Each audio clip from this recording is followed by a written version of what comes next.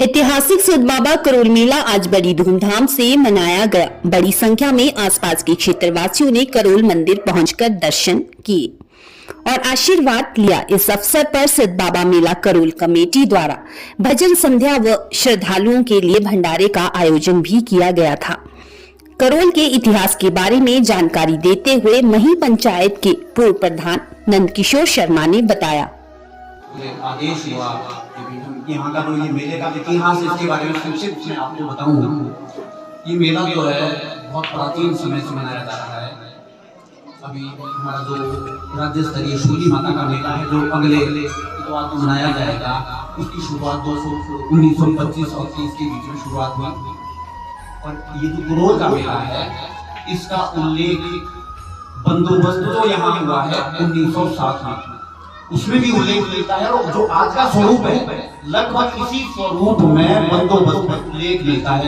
यहाँ जलेबी की दुकानें लगती है, लोग आते हैं और फिर कुछ कोई प्रसाद बांटा जा रहा है। और आज के दिन जो हमारे एक थोड़ी कृतियाँ भी आती है इसमें कि भी कौन मंदिर में जाएगा, दर्शन करने जाएगा, उस वक्त भी आप सोचिए, उस वक्त भी इतिहास में ये मिलता है कि कोई बंदिश नहीं थी। मंदिर में सभी आए, मत्था टेके, शीश नवाए और सभी मिलजुल के यहाँ भोजन ग्रहण करते रहे। तो एक किस्म से मतलब मैं मानता हूँ कि लोकतंत्र की पराकाष्ठा का स्वरूप है, वो ये दिखा रहा है।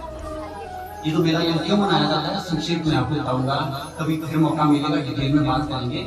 ऐसी मान्यता है कि जब राम और रावण का युद्ध हुआ, युद्ध के दौरान मेघनाथ जी मूर्छित हो गए और उनके उपचार के लिए उस समय के जो सबसे बड़े वरिष्ठ डॉक्टर थे, वो लंका में रावण का उपचार परिवार का करते थे। उनका नाम है सुषेण वैद्य।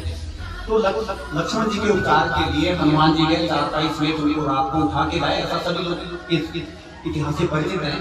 तो सुषेण वैद्य कहते हैं कि भैया अभी हमारे मन है लक्ष्मण मूर्छित है और अगर संजीवनी बूटी आप ला सकते हो तो उसका उपचार संभव है। पर युद्ध दक्षिण भारत में हो रहा था और दक्षिण भारत के दक्षिण छोर और संजीवनी बूटी की उपलब्धता उन्होंने बताई वो कि उत्तरांचल पर्वत के, द्रोणाचल पर्वत के, अब इतनी दूर और उसको भी सूर्य हुए से पहले जाना था। तो शर्तें बहुत खतरनाक थी, दूर दराज था, फिर संजीवनी बूटी की पहचान का विषय था, बहुत सारी बातें थी। तो हनुमान जी रामचंद्र जी ने उनसे निवेदन किया कि आप पवन पुत्र हैं और बल बुद्धि विशाला, बल और बुद्धि में उनका कोई मुकाबला नहीं था। तो आप ही सामर्थ्य से काम को करने के लिए इसलिए आप जाएं और द्रोणाचल पर्वत से गरीब बूटी को लाए ताकि लक्ष्मण जी को हम ठीक कर सकें। तो पवन पुत्र हनुमान जी आकाश मार्ग से गए, वहां पे संजीवनी बूटी लेके आए। और संजीवनी बूटी थोड़ा सा विस्तार से इसलिए बढ़ रही है बात कि संजीवनी बूटी अब बल बुद्धि विशाला है, वो बल और बुद्धि में उनका मुकाबला नहीं है। पर सबसे बड़ी बुद्धिमत्ता क्या होती है, उस आदमी को गुरूर ना हो अपने ऊपर, वो बुद्धिमानी होगा। तो हनुमान जी जब वहां पहुंचे तो उन्होंने पहचान लिया कि ये है, ये बताया था मेरे को इस किस्म का पता है। पर उन्होंने सोचा कि मैं तो बानर हूँ, बानर प्रजाति कामुक होती है और जो कामुक होगा वो बल बुद्धि भी हीना होगा। तो इसलिए उन्होंने क्षमा याचना की कि क्योंकि भगवान के काम के लिए उस समय ज्यादा नहीं है, ये द्रोणाचल पर्वत मुझे प्रभु के काम के लिए आपको तोड़ना पड़ा है, क्योंकि अगर मिलता जुलता कोई और बात वो ना हुई तो इतना समय नहीं है। तो इस करके उन्होंने द्रोणाचल पर्वत की अर्चना करने के उपरांत अपनी से उसको तोड़ा है और द्रोणाचल पर्वत को आकाश मार्ग से लेके वो दक्षिण भारत की तरफ चले, युद्धस्थली की तरफ चले। तो कहते हैं कि कर ओर हाथ के, कर बोलते हैं हाथ को, सुराक्षेत्र कर के ओर से हाथ के बीच से जो मिट्टी गिरी उससे निर्माण हुआ है करोल का।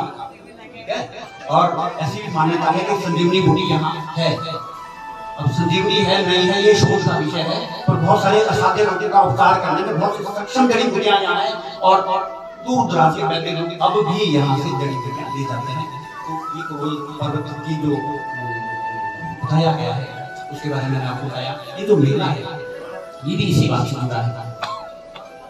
अब जब युद्ध फारिग हुआ और भगवान राम ने सारे अपने जो योद्धा थे उनकी सेवा शुश्रूषा करके एक महीने बाद उनको जब वापस भेजने की बारी आई तो सर्वप्रथम हनुमान जी को बुलाया गया कि भैया आपने मेरा बहुत सहयोग किया है युद्ध में और सीता को खोजने में आपने मेरी सहायता की।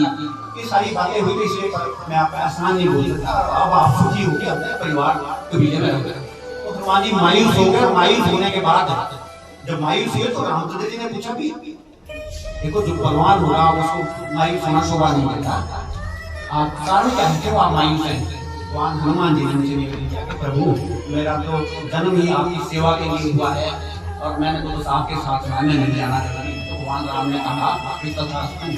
तो हमारी मान्यता ये है कि आज भी भगवान राम के साथ हनुमान जी हर जगह मौजूद हैं और हनुमान जहाँ भी पूजा अर्चना हनुमान राम जी की होती है वहाँ हनुमान जी पहले विराजमान होगा।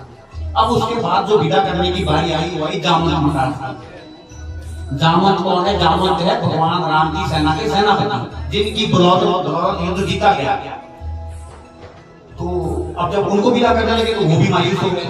अब जब वो मायूस हुए तो महाराज ने बोला ये तो सारे लोग चक्कर क्या है? तो उनको बोला कि आपकी दौलत युद्ध जीता है और युद्ध जीतने में वो फौज सक्षम होती है, वो बकरों की फौज भी सक्षम है जिसका सेनापति शेर हो।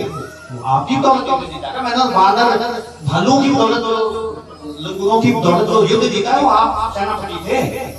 उन्होंने कहा कि ये मतलब नहीं है कि मैंने नहीं जाना क्या है, मेरी मायूसी का कारण ये है कि मैंने रावण को कर्ण से युद्ध तो किया पर मुझे मजा नहीं आया, सुकून नहीं मिला। बाजू को जो रीछ की जाती होती है, जाम होता है बाजू में उसके बड़ा दम होता है। अब भगवान राम ने जब अपने तपोबल से देखा भी रावण को गर्मी कोई साधारण व्यक्ति नहीं थे, उनसे बढ़कर बलवान कोई था नहीं। पर क्योंकि उससे वादा किया कि ठीक है द्वापर युग में मैं तेरी इच्छा पूरी करूंगा। अब युग बदला। अब जामवंत जी जो है अपने परिवार से आगे और वो ये गुफा जो है जामवंत जी की गुफा है, ये लाक्षागृह वाली गुफा नहीं है। तो जामवंत जी ये जो करोली शब्द है वो संस्कृत के वेद शब्दकोश है, जो उसमें करोली शब्द का अर्थ दिया है रीछ की गुफा, रीछ का रहने का स्थान। तो ये जामवंत जो सिद्ध है वो जामवंत जी की गुफा है। अब जब द्वापर युग आया, ज्यादा इसको थोड़ा संक्षिप्त करूंगा, कभी मौका मिलेगा। जब द्वापर युग आया, भगवान कृष्ण जी का जन्म हुआ, मथुरा में जन्म हुआ, गोकुल गए, फिर उसके बाद वृंदावन गए, उसके बाद फिर द्वारिका चले गए। बहुत सारी जो परिचित हैं कभी। और अब द्वारिका में क्या होता है, तो 17 नाम के व्यक्ति थे वहां, सूर्य के उपासक थे, उनके पास उपासना से 17 जितने अपनी एक मणि दी है, सुमंतक मणि, उसका प्रभाव क्या था कि प्रतिदिन 8 मन सोना पूजा के बाद निकाल दिया। तो अब जब इसकी चर्चा हुई बहुत सारी, तो एक कृष्ण भगवान ने उनसे कह दिया कि ऐसे सुना है आपके पास ऐसी मणि है, तो अथवा धन समूह है आपके किसी काम का है, आप उसे राज खजाने में भेंट कर देंगे तो ये धंधा के लिए चलता रहेगा। अब उन्होंने बोला मेरी चीज है।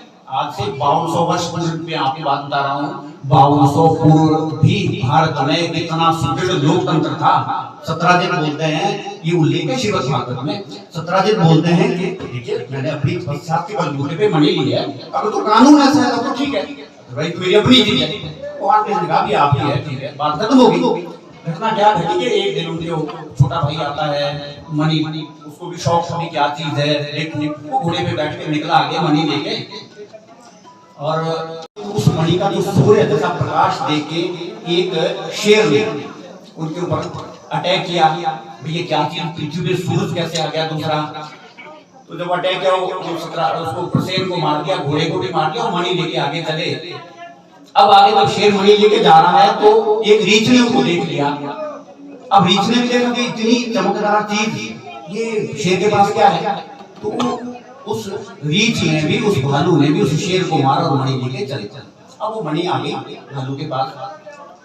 अब इधर तो एक घटना घटी। दूसरी तरफ क्या होता है कि जब वो प्रसेन घर पहुंचते हैं तो देखते भी भाई नहीं आता है। 17 दिन घर पहुंचते हैं, भाई नहीं पहुंचा, घर में मणि भी गायब है।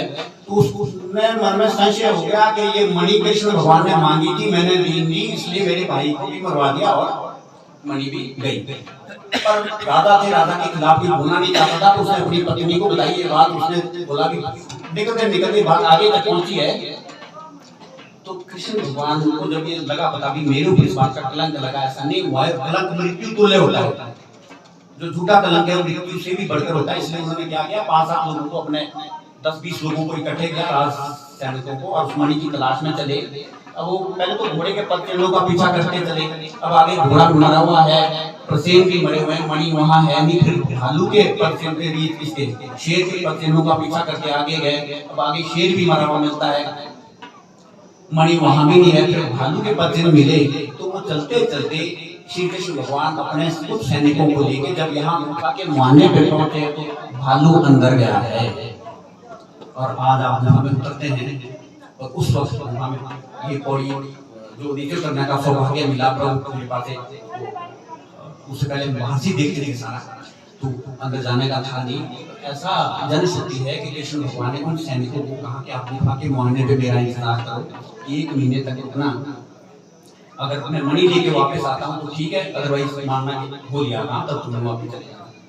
तो ऐसा बताते हैं कि वो यहाँ रुके हैं 1 महीने तक, और 1 महीने बाद वापस 12 दिन, 1 महीने 12 दिन यहाँ रुके हैं, 12 दिन बाद वापस गए। और ऐसा श्रीमद् भागवत में लिखा है कि द्वारिका में भगवान का शोक उस वक्त हुआ है, अब भगवान नहीं रहे क्योंकि आए नहीं भगवान। अब अंदर क्या होगा गुफा में, जब अंदर कृष्ण भगवान गए हैं तो अंदर गर्भगृह में आगे जाके एक कन्या, एक बेटी वो उस मणि से खेल रही है, और भालू जो है वो सोया हुआ है, क्योंकि वो सोने का बहुत शौकीन होता है, कुश्ती लड़ना और सोना उसका वो सबसे वो है स्वभाव है।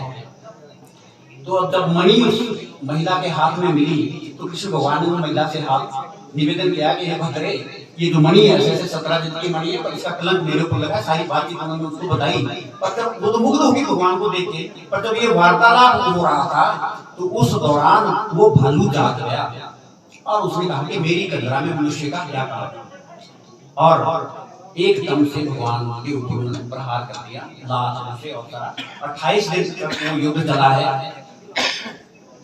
29वें दिन जब उनकी सारा शरीर टूट गया, जर्जर हो गया, तो उनको एहसास हुआ कि ये कोई साधारण मनुष्य नहीं है। तब ये एहसास हुआ तो भगवान कृष्ण ने राम रूप में अपना दामोद जी को दर्शन दिया है, और जब उन्होंने देखा ये तो मेरे आराध्य देव है, तो फिर क्षमा याचना की, वो मणि भी ली, और मणि के साथ साथ जो उनकी बेटी थी जामवती जिनका नाम है, उनका विवाह कृष्ण भगवान से हुआ है। वो विवाह की मान्यता है कि आषाढ़ मास के पहले इतवार को विवाह हुआ था, उस संदर्भ में ये मेला मनाया जाता है। और ये भी मान्यता है कि इस मेले के दिन जो भी व्यक्ति, ऐसी मान्यता है, आप लोग अजमान हैं, ठीक है ना, ऐसी मान्यता है कि आज के दिन जो भी व्यक्ति सच्चे मन से कोई भी आराधना करता है वो अवश्य पूरी होती है, बशर्ते उसमें किसी के प्रति हमारी दुर्भावना ना हो। इन्हीं शब्दों के साथ मैं अपनी वाणी को विराम देता हूँ। मैं आग्रह कर रहा हूँ, हमारे मंच में मौजूद हैं अपने निरेश शर्मा जी, ये डिस्ट्रिक्ट प्लानिंग अफसर हैं, इनका बहुत सहयोग भी हुआ मिलता है। आप लोगों ने जहाँ रौनक लगाई, हम भगवान से ही प्रार्थना करते हैं कि सर्वे भवन्तु सुखिनः। करोल के बारे में एक चीज और बोलूंगा कि एक ने स्तुति किया करोल पर्वत की, इसको बोलते हैं प्रात्येक। धनीराम शांडिल ने मुझे बताया था कि हमारे तो बचपन में भी ये कहा जाता है, क्या करोड़ारक नाट्य करो सूत्रो थोड़ा, ठीक है, ये प्रातः स्मरणीय करोल पर्वत की संज्ञा शास्त्रों में दी गई है। और इसकी स्तुति में लिखा है कि सुतुंग शिखरे आदित्य कायाम ग्रामीण ग्रामास्तुवन्ति यत्र मोह्यन्ति कांति खलु पादपानाम करोलम शैलम शीर्षा नमामि।